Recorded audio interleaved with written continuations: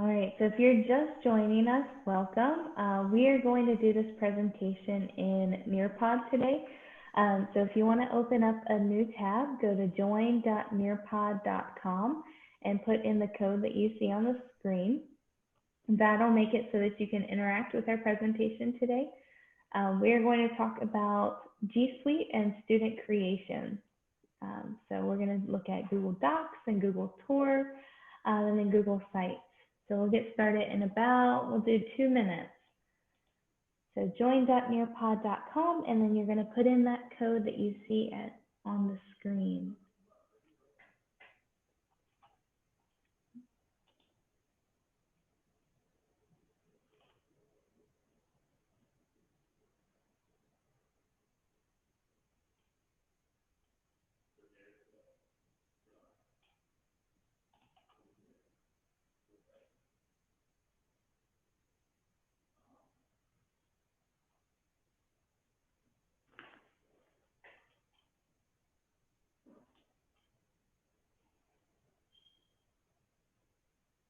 All right, so we'll give it 1 more minute. If you are just joining us, welcome.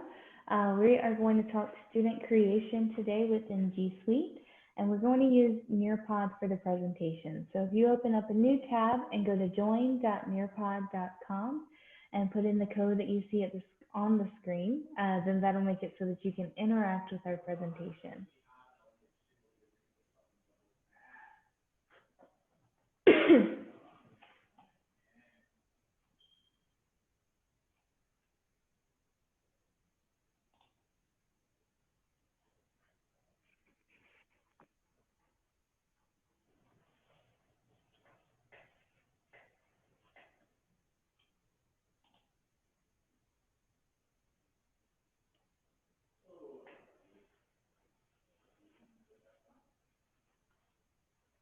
All right, so I'll say it just one more time. Join.nearpod.com and then put in this code that you see on the screen, and that'll make it so that you can interact with our presentation. I'm going to go ahead and get started.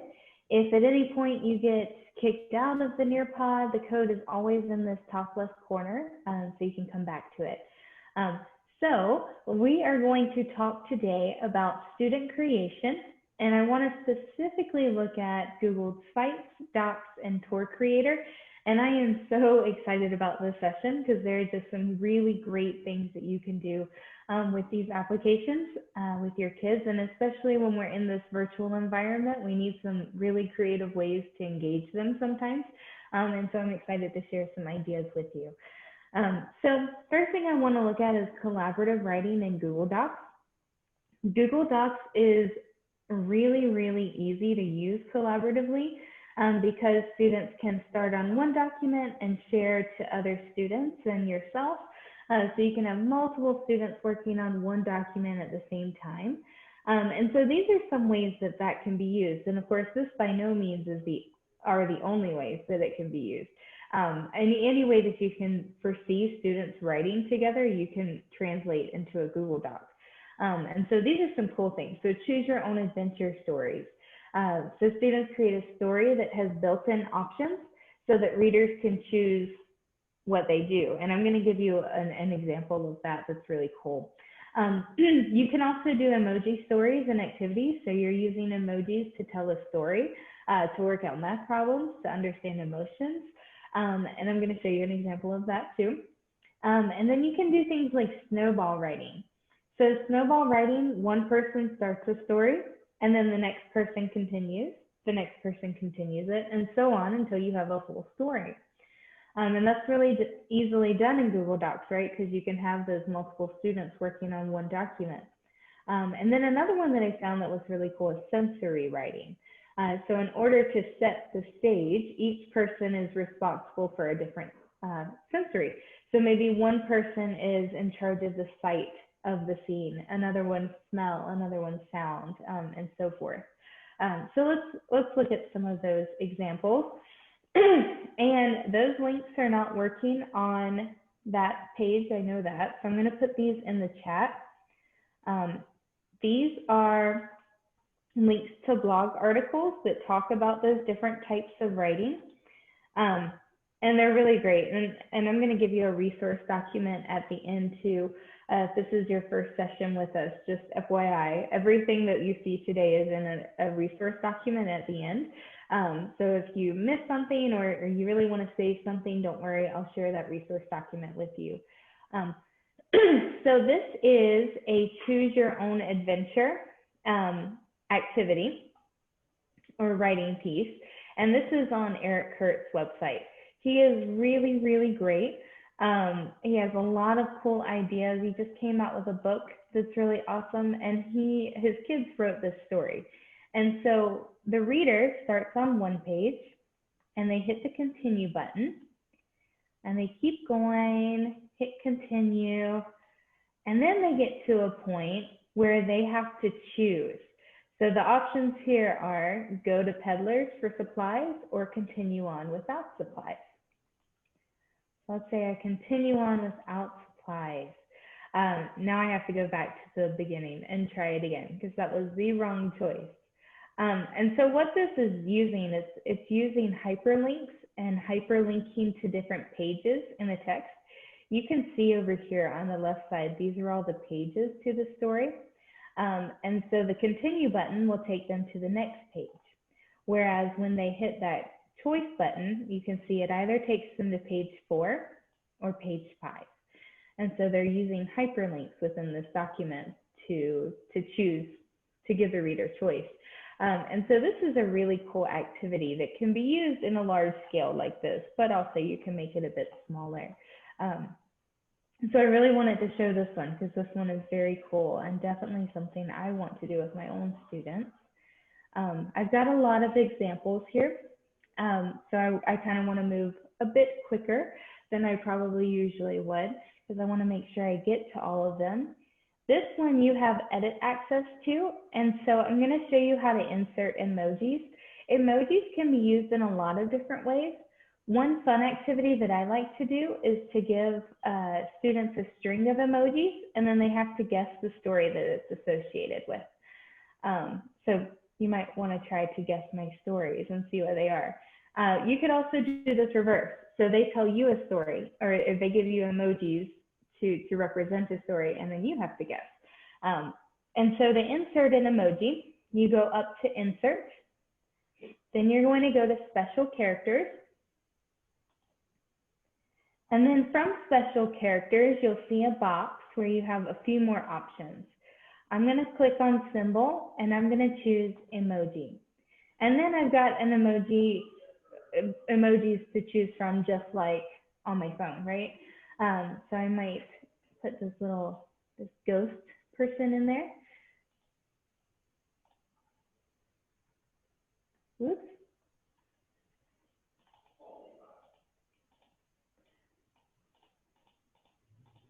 All right, there are my emojis there.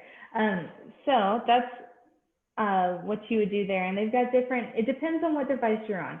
The emojis that you're given the options of on a Windows computer will look different than the emojis you're given the option of on like a Mac computer. But I think this is really fun too. And this might be really great for lower grades where they're just kind of learning to write out stories. And so maybe they're using these icons, these emojis, to represent different vocabulary words. So that one's a really fun thing that you can do, right? Now we're going to look at different ways to use Docs. So Google Docs is a word processing application, right? And so there are a lot of different things we can do with that. But I think it's fun to use it creatively, so to use it for more ways than just a word processing tool. And so we're going to look at Blackout Poetry for one of those. I did Blackout Poetry with my teenagers, this in my Gay Straight Alliance, and they had so much fun with it. It's really a great way to be creative. So if you've never seen Blackout Poetry, what usually happens is you take a piece of paper or a page out of an old book, you give it to the student, and they use a Sharpie to color around everything but the specific words that they want. And so now that we're in this virtual environment, we can do this virtually too. So what I would do is I would pick words or phrases that I want in my poem, and I would highlight them white. So I might choose rhythmless. I'll just highlight that, go up to highlight color, and then choose white. And I'm just going to choose a few more.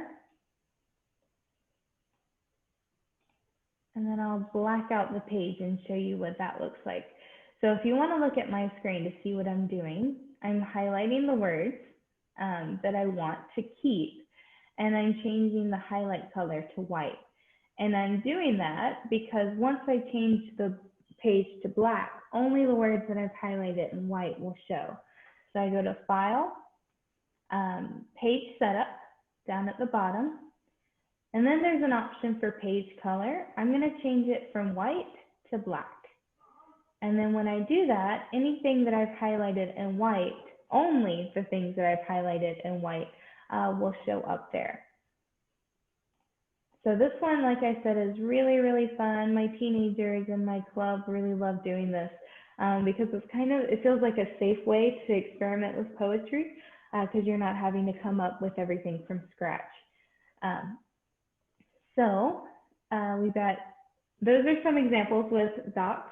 And I think the main point that I want to kind of convey with that is docs is more than just a word processing tool. There are a lot of little things built into it that can be a lot of fun for your students and yourself, right? So we're going to look at Google Sites. Google Sites is a really, really easy way to build a website, really, really easy. And that's why I love using Google Sites. So when you get students creating something in Google Sites, the idea is that you're no longer the only one that's reading their writing. Now they have a broader audience, right? Because now their audience isn't just their teacher, it's the whole world potentially because they're putting something out there on the internet. And with the ability to add all sorts of media to a Google site, any project that you have a student doing can be converted to a site. So what I'm going to have now, this is a site that you can edit. So if you'll open that, it might ask you to sign into Google. Go ahead and sign into Google.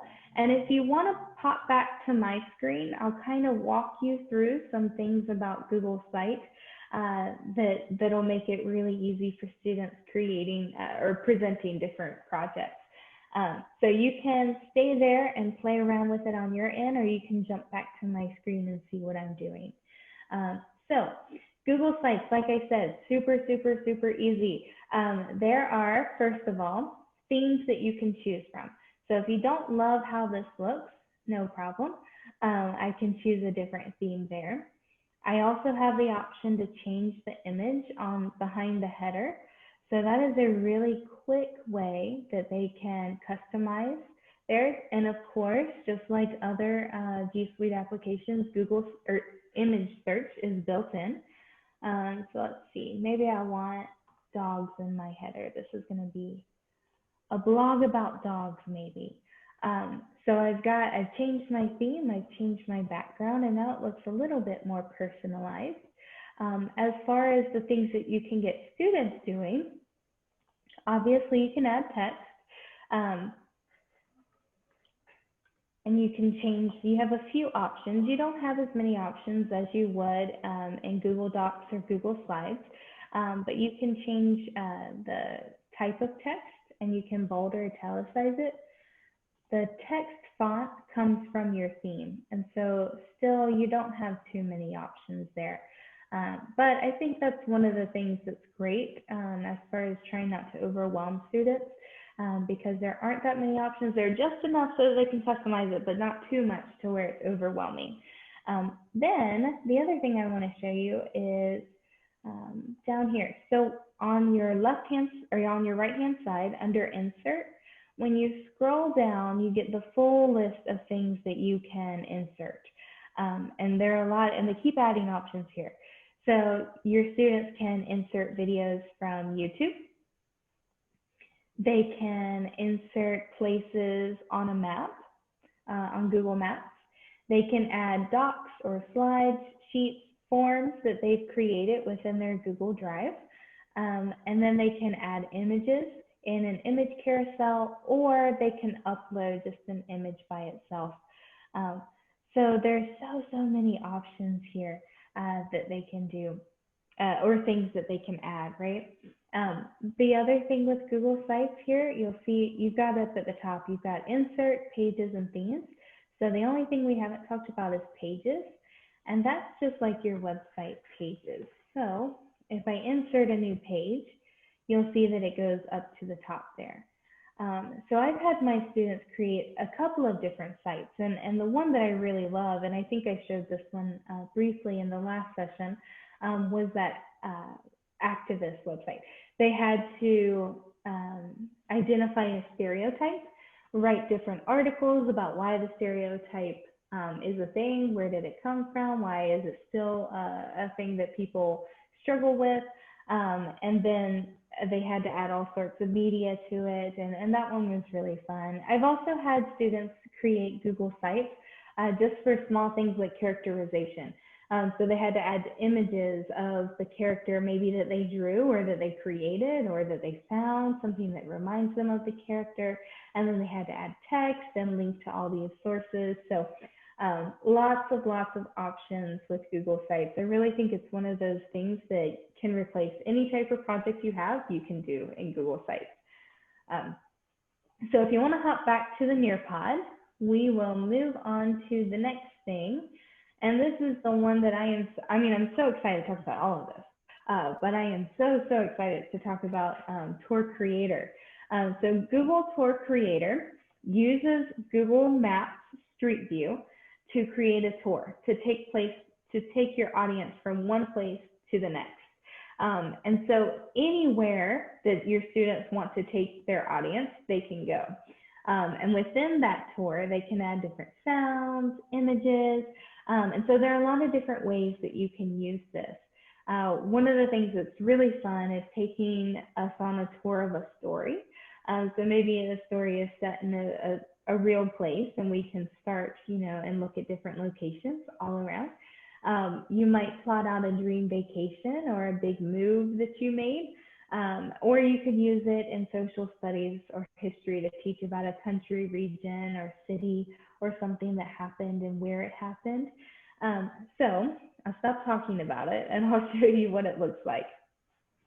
This is my example tour. I made this tour because it's COVID and I really just wanted to pretend like I was going to have a day at the beach. Have you ever felt like that? And so you'll see a few things when you look here. At the bottom in the middle, it says scene 1 of 7. And so you can use those arrows to move back and forth. The other thing that you'll see on some of these is an eye that's in like a circle. If you click on that, then that opens up some information. And so on some scenes, it might just be some text. On other scenes, it might be an image. My video is kind of looking choppy. I just want to make sure everything's good. Okay. And so if I move to like scene 2 and I click on the eye, it gives me some information. On scene 3, I'm at the Wright Brothers Memorial, and this is a different type of icon. It's in a circle, just like the eyes, but it's a picture icon. And I can click on that, and you can see that the picture of the plane in the first flight comes up. So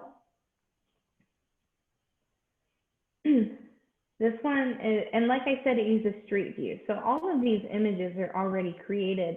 And one thing that you'll find is like this one is,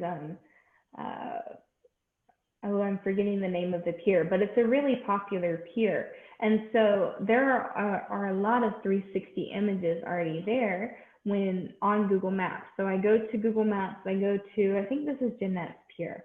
I go to Jeanette's Pier and I can choose from all the different 360 images to put into my tour. And so you don't have to have these images already created. You can pull them right from Google Maps. Now let's say you want to use an image that you have or that's inside a building. Because if you're using Google Maps, everything's going to be outside. So let's say you want to do something inside, like touring the building. Our school just used Tour Creator to do like a tour of the high school to give to new students coming to the high school. And so you would take and get like a 360 video or a camera app, and there are a lot of different ones that you can use. I like the P360 app. That one's really great. And it prompts you to take a 360 picture, and then you can use those pictures in your tours. So there's a lot of versatility there. This one's cool, and this one's on Google Maps too. This is at the top of a lighthouse, on top of Cape Hatteras Lighthouse, which is, so like I said, there are a lot of different 360 images already in Google Maps that you can kind of pull from.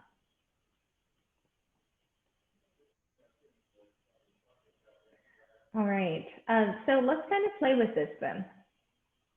On the next slide, it's going to bring you to the Tour Creator homepage. And so I kind of want us to play with Tour Creator for a couple of minutes.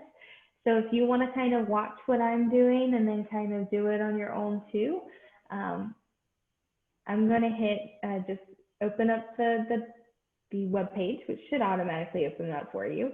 And then when you get to the web page, you're going to just hit get started. And I really want to show you this because it's so easy to do. I took a training this summer about Tour Creator. I was like, oh, that sounds really cool, but you know what, it might be a little difficult for my students or even me to grasp sometimes. So, you know, but the cool thing about G Suite that I absolutely love is the fact that it's so user-friendly. Every application that they have is user-friendly, and they look similar. You know, they use similar buttons, they have similar tools in similar places, and so once you get the hang of one application, it's not difficult to jump to the next application and master that. So once you're in Google Tour Creator, and you would have had to sign in, you would go to New Tour up at the top. And I'm just going to title this testing. You can add a cover photo.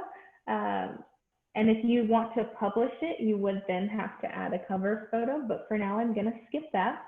And so you'll see that first, to add a scene, you have to search for a place. So we need to go somewhere. Let's see, where's somewhere cool we could go? We could go to White Sands. Let's see what they have there. So I'm going to search for the place that I want. And you can, it's just like Google Maps, so you can move it around and find exactly what you're looking for. And this little person is how you're going to find where you can drop it. So if you see, when I pull the little person off of his spot there, the little orange icon thing, anything that shows up blue, I can drop him into. So there are some circles here that look interesting. I'm going to drop him here and see what I find. Okay, so it's dropping me into Dripping Springs Natural Area. Oh, this is a pretty place. Look at that sky. And so you can kind of, if you click and drag it around, you can see exactly what it looks like. And this is this person had a very nice camera. So I'm going to hit add scene. And so it's going to add this as my scene to my tour. And now if you look on the right side, I have a few options. So I'm going to title my scene, and I think this was Dripping Springs. I can add a description, so I might add some information about this place.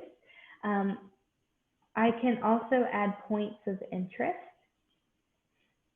So those points of interest are like the iCard that you saw, or the card that indicates you have an image there. So I can add that, and I can describe, so I can add text, and then here's your image option here. Let's see, I'm just going to pick an image that I have.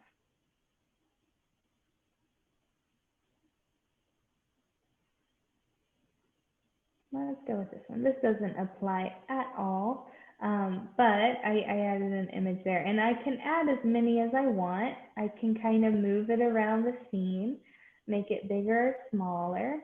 Just gonna put it right there. I can also add some audio. So this is one that I absolutely love. So when I was in my beach tour, maybe in the background I add audio of the waves, right? The sound of the waves. Or maybe if you're in like traffic, you're adding the background noise of traffic. And so it really pulls the student into that place because they see it all around. It's a 360 image, but then also they hear it. Now, alternatively, another way you can use that, for our tour of the school, one of our goals was to introduce people. And so one person, maybe the assistant principal or the principal, would be standing there. They can click on the little info card, and the principal is coming across saying, "Oh, welcome to the high school. I'm blah, blah, blah." And so you can kind of narrate it and make it more like a story as well.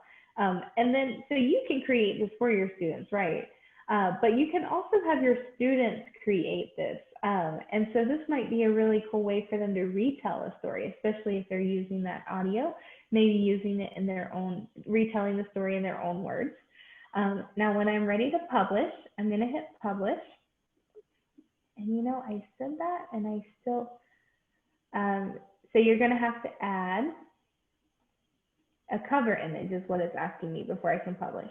So I'm going to just choose the same image that I put in there that has nothing to do with it, but that's okay. Then I'll hit publish. And I can choose whether or not it's unlisted or public. So unlisted, if I give somebody a link, they can see it. They can see it so long as they have the link, but it's not everywhere for the world to see. But once I publish it, it gives me this link.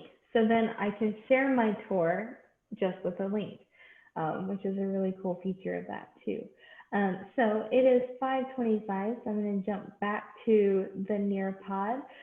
Tour Creator has a lot of potential there, and really these applications, the ones that we've looked at today, they really have a lot of options that you can kind of build on, right? So you can be as creative with them as you want because they are kind of basic applications, and then you kind of put your creativity on them. And they become these amazing things that students just love, love, love. So this is my comment, question, concern board. If you have a question, you can type it in the chat or you can put it on this board.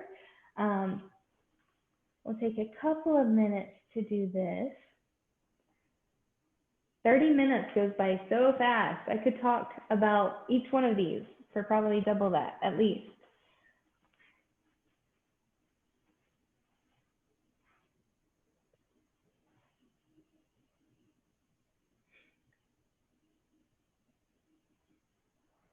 So you can add your question here on that board or in the chat, and we'll just give it a couple more minutes.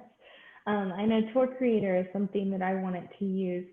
I want to use when hopefully we do get back to the school to introduce my students to my library. So on my tour, I might have scenes of the checkout counter and some explanation how they check out books. I might take them back to the book stacks and show them how to navigate. Might take them to the computer where they search the catalog and teach them how to search that catalog. It's also great, again, I taught ELA, so sometimes my mind goes books and literature, and so a Tour Creator would be a great way for students to take you through a story that they've read. A lot of different options there. So this is our last slide. There's a couple of different things on this slide. So first things first, I really want to highlight this best practices. We're all in this new virtual teaching thing together, right? And I know that it hasn't been the easiest thing. So I want to hear what's working for you. And I'm hoping on Thursday that I get some really awesome things that I can share with everyone. So if you have something that's working and that you're excited to share, please use this little yellow circle in the middle to share what that is. This down here, this orange box, this is the resource guide. And so this has everything that we talked about today, but then also everything that we talked about in the past few sessions. The recordings for session 1 and 2 are there, and then I will update it with 3, 4, and 5 so that you can rewatch those if you need to. So like you can see here, every single thing that we looked at is right within here. So I know I talked about a lot. I gave you a lot of different applications and I gave you a super brief overview. But if you're really interested in any of these, go to that resource page and you can see the full tutorials there. And then this other thing up here, take the survey. So we are going to be giving out certificates of completion, which is something that's really important now. So if you complete the survey, we will definitely get you that certificate of completion. Thank you all so much.